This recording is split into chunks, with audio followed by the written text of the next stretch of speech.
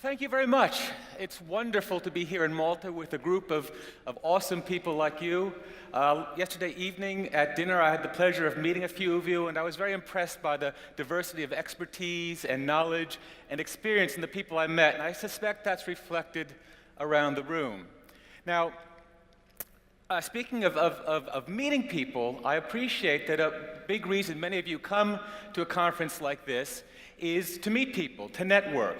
And so I thought that I'd give you a few minutes at the beginning of my talk to allow you to do some networking right here and now. But you have to do it according to my rules. And in a moment, I'm going to ask you to introduce yourself to the person sitting next to you.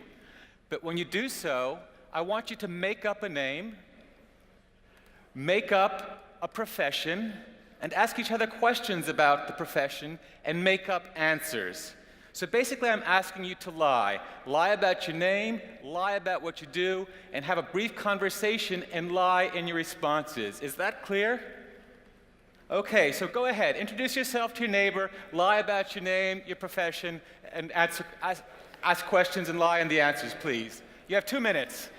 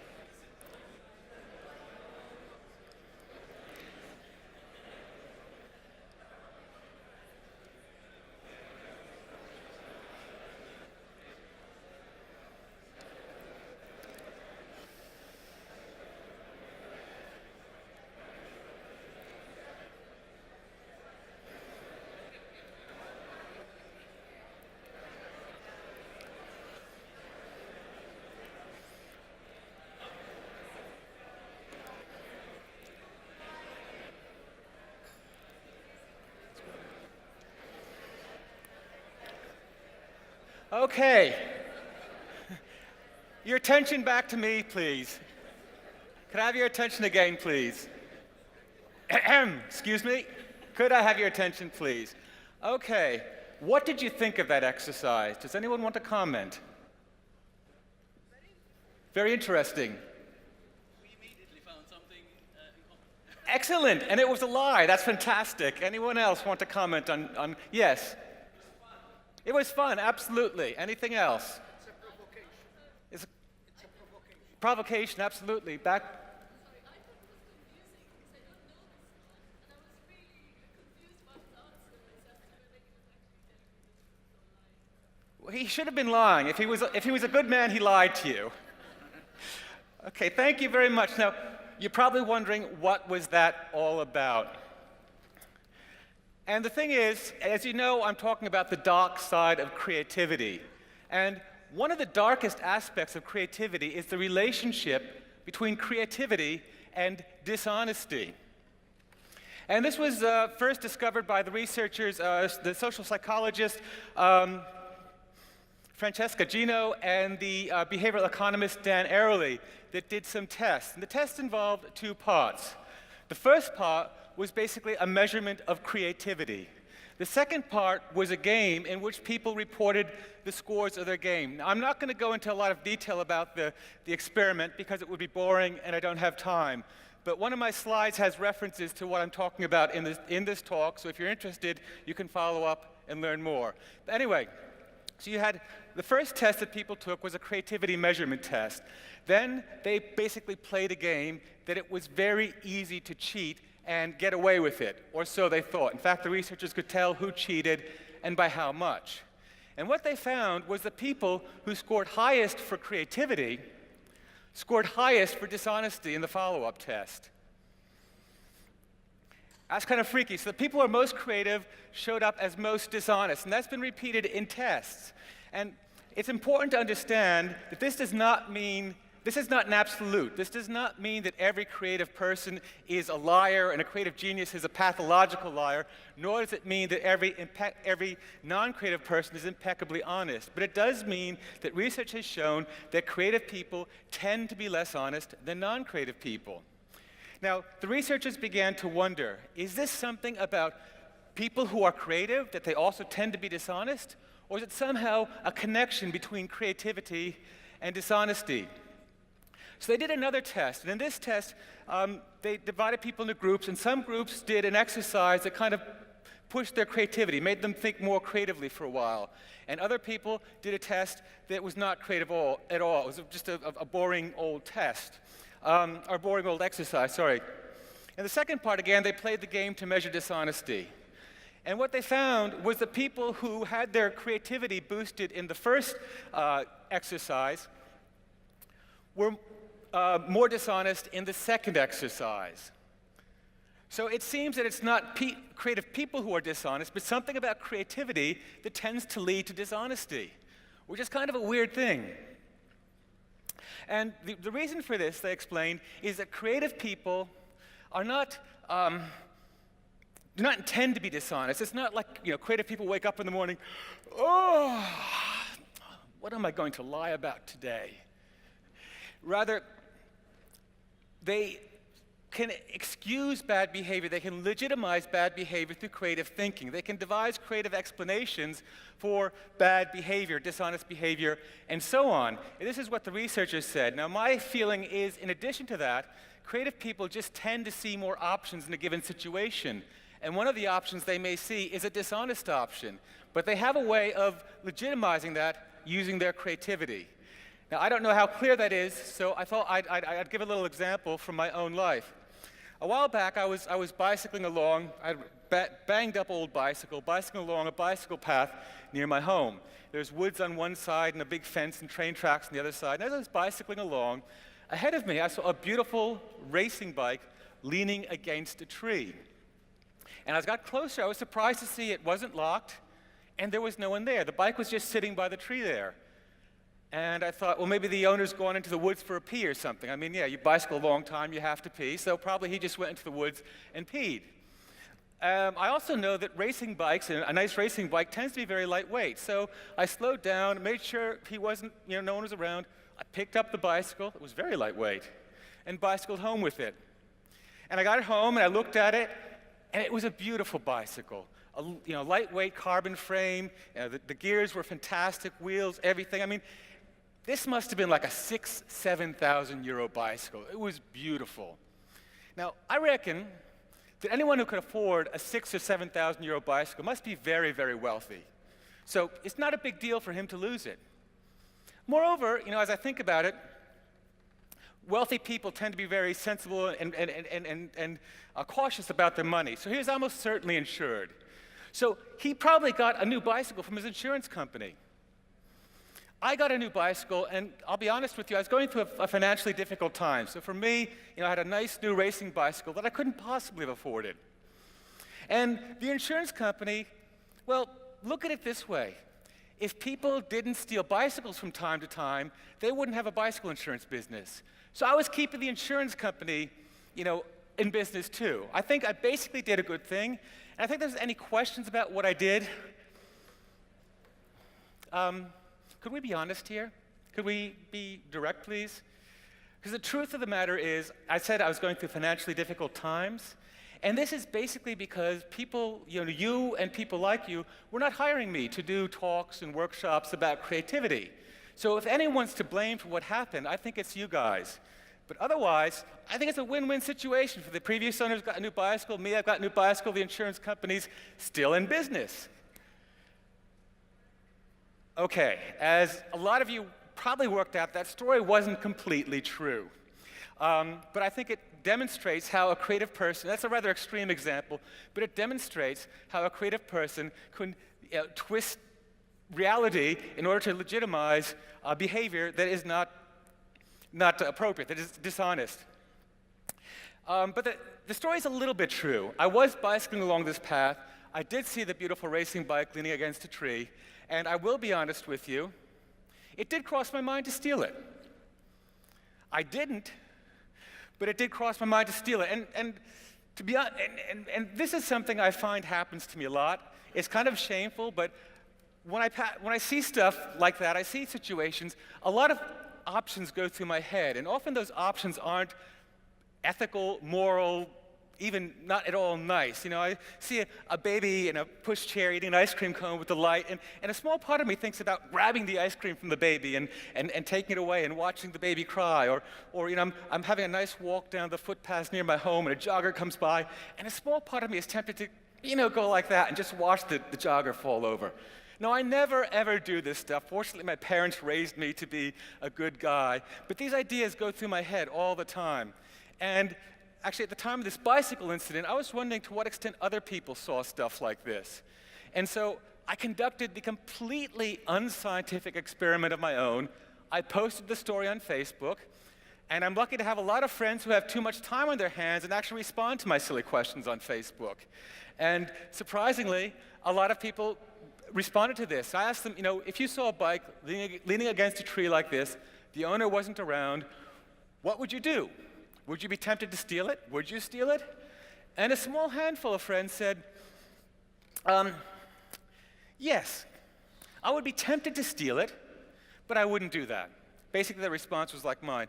But most people said, no, it would never, ever even cross my mind to take that bicycle.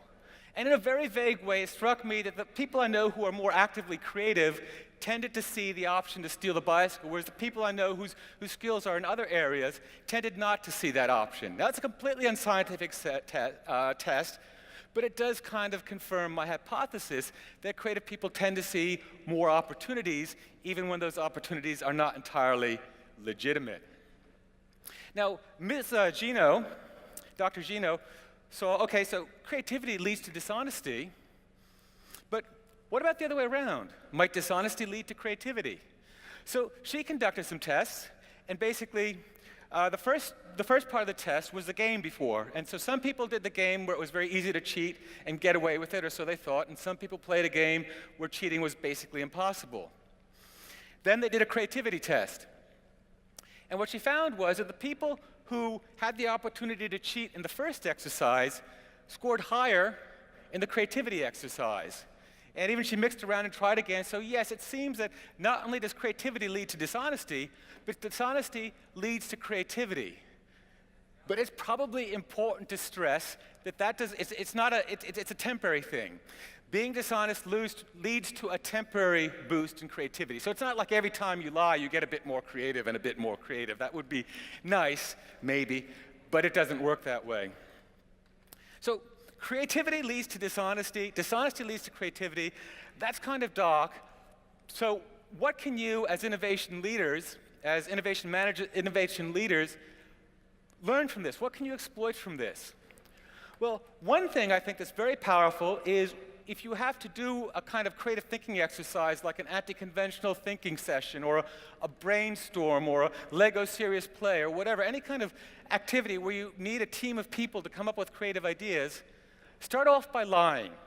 And you can use the exercise that I used with you at the beginning of this talk. Get people to introduce themselves and lie a lot. As you saw, it was most people find it funny, entertaining. One person commented when I did this exercise, I felt free. I could say anything I wanted. And so that just puts people in the mindset, of course, to be more creative. I got ahead of myself there. Sorry.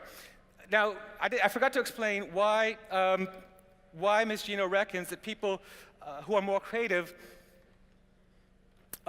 become more dishonest next. And I've lost myself for a second, excuse me.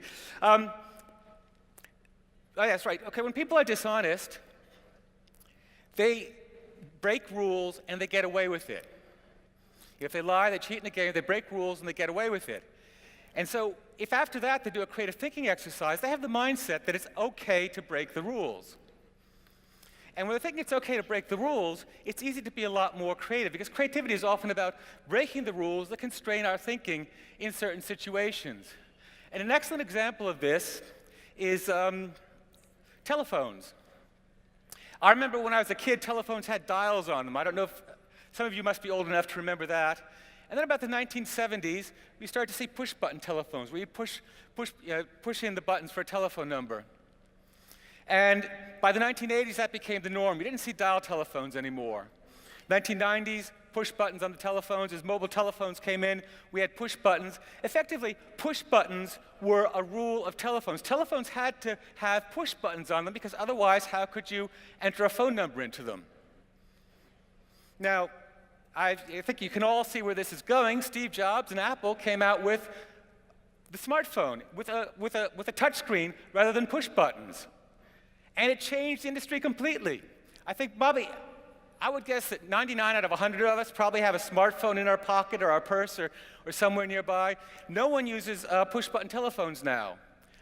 Before the iPhone, Nokia was considered the most innovative company in mobile telephony. Now there has been, and Apple's in the lead. So breaking the rules can be a very powerful thing.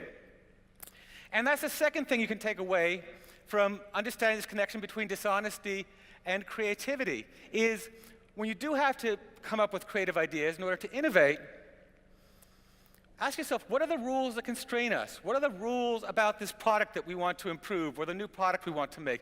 What are the rules that can constrain us? And choose the juiciest rule, the most strict rule, and say, what would happen if we broke this rule? How would this product look if we broke this rule?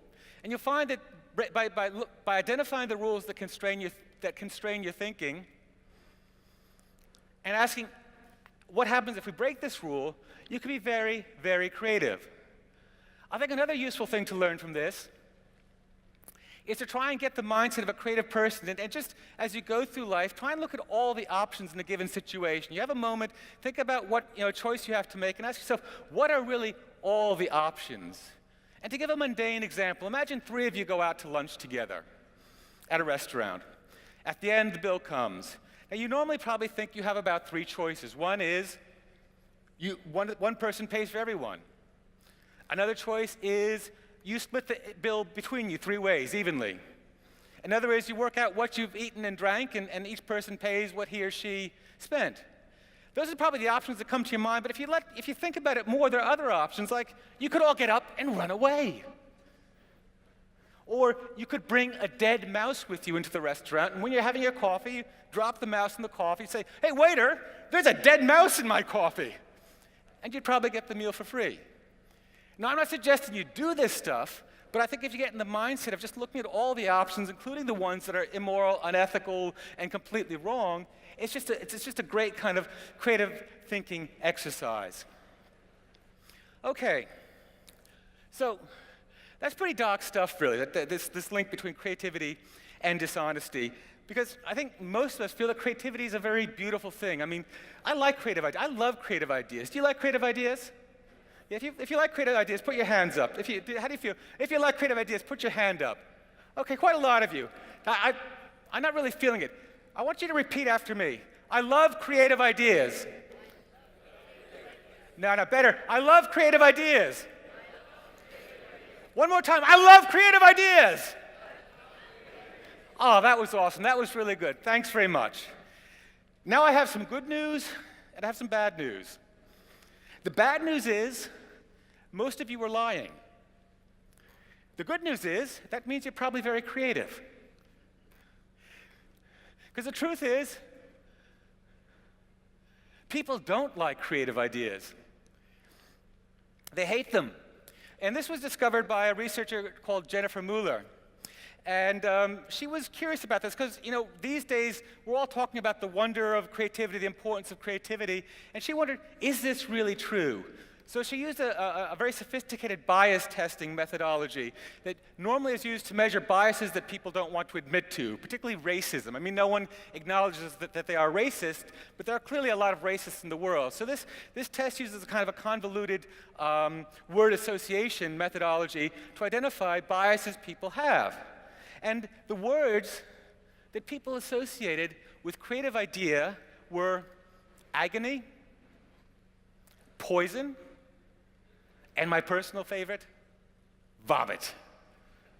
That's right, agony, poison, and vomit. People really do not like creative ideas, and when they're stressed out, they hate creative ideas even more. And in this times when people are just generally stressed out at work, when way too many people are stressed out at work, obviously they're going to be biased against creative ideas.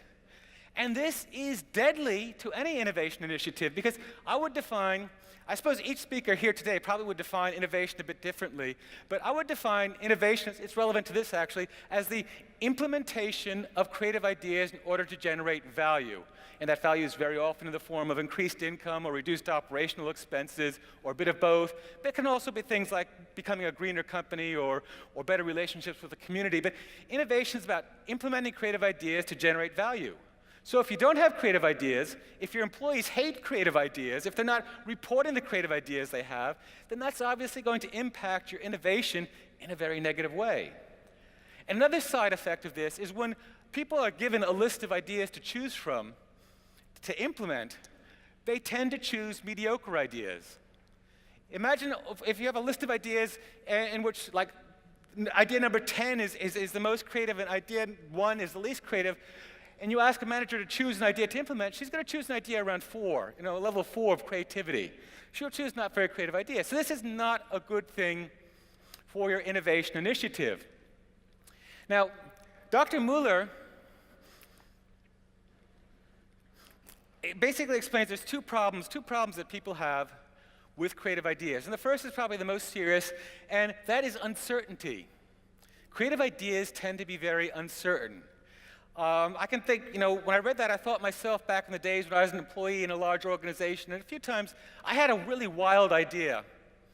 And I'm usually pretty open about sharing my ideas, but I would not sure, was this idea brilliant or was it stupid? Have you ever been in that situation where you've had an idea and it's either brilliant, it's really super creative, or it's just plain stupid? I think many of us have. And that kind of uncertainty, obviously people are going to be reluctant to share an idea with their manager, with a decision maker, if they're not sure if if it might be a stupid idea. I mean, that could lead to embarrassment. Who knows what it could lead to? And the other issue here is people do not like change over which they have no control. And when organizations implement creative ideas, that often impacts the workforce. And they're often forced to accept an idea that maybe requires they change the way they work, the way they think, and so on, without giving them any control over it. So the result is people don't like creative ideas at all for these reasons. And that is a serious problem. So what can you as an innovation manager do about that? Well, there's a couple things you can do. And probably the most important thing is to create safe spaces for people to have crazy ideas. And one powerful way to do that is to do events in which you ask for people, a stupid ideas event. Have a competition where you invite the employees to come up with the stupidest product ideas they can possibly imagine. Or outrageous idea, an outrageous idea, the most original new product idea, or ask people to describe what the product should look like in 2030 or 2050. Or make every last Friday of the month, Stupid Idea Day, where people are encouraged to come up with crazy, stupid ideas. If you get away from this concept of creativity and innovation and encourage people just to be crazy, outrageous, stupid, whatever, then you create a safe space for them to share these ideas with you. Now, another thing that's very important to think about is how middle managers in organizations, your organization if it's a large organization, how middle managers deal with ideas.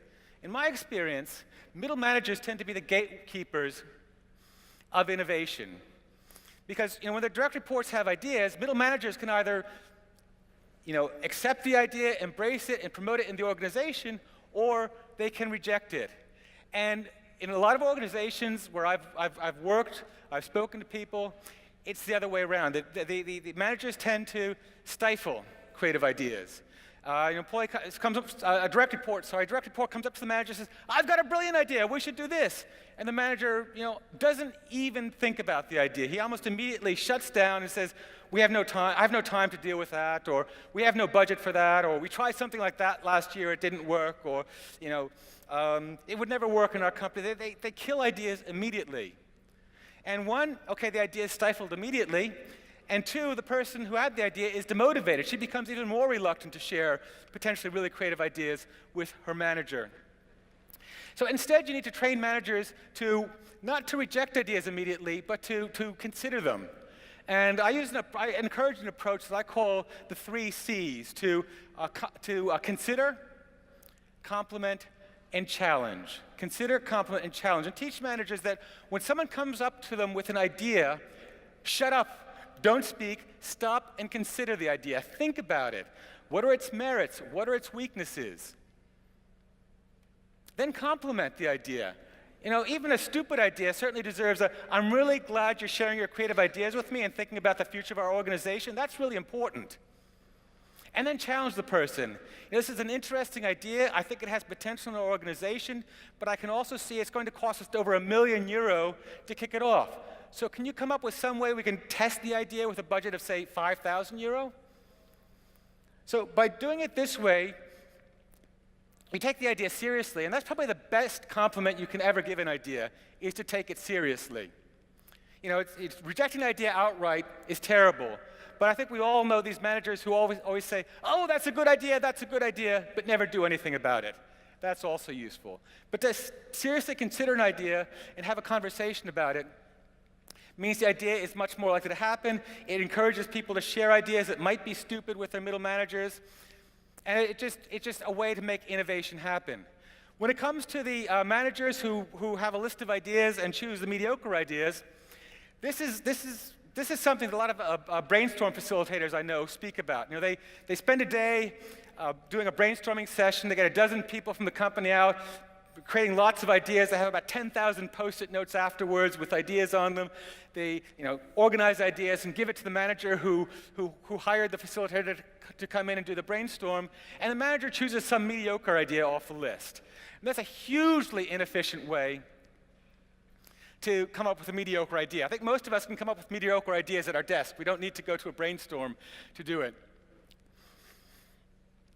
And I think the thing you need to do here is to think about the language you use. Instead of telling managers to choose an idea to implement or to choose the best idea, tell her to choose the most outrageous idea, the most original idea.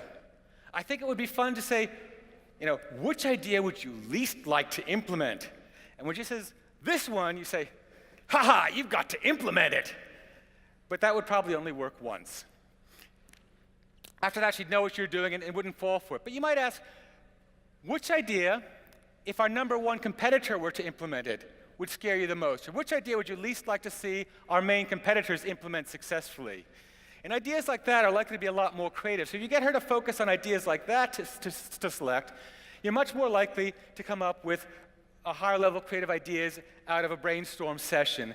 I also see the same kind of thing in idea management software, suggestion scheme software, where you have like a voting where people can vote thumbs up on an idea or give ideas stars or whatever, that the ideas that get the most scores tend to be popular ideas. They're not the most creative ideas, but they're the popular ideas that get the thumbs up. They're usually easy to implement.